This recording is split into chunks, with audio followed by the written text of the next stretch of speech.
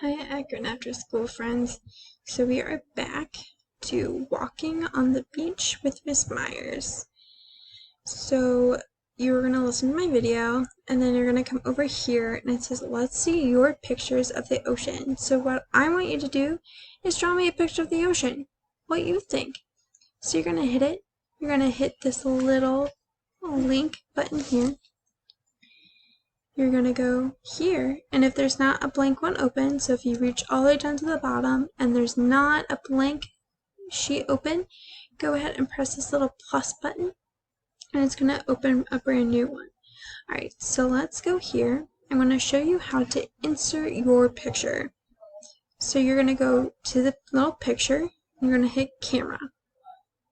Sometimes you might get a little block that says allow or block. Please allow your camera, so that way you can show your picture. You're going to hold your picture up to the screen, like so. You're going to hit the picture button, and the picture you currently took is going to turn out blue. You're going to press insert, and there you go. Now you can make it a little bit bigger, resize it to make it look really good.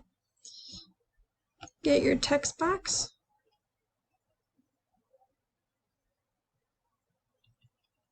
Kind of make your font a little bit bigger, and then write your name.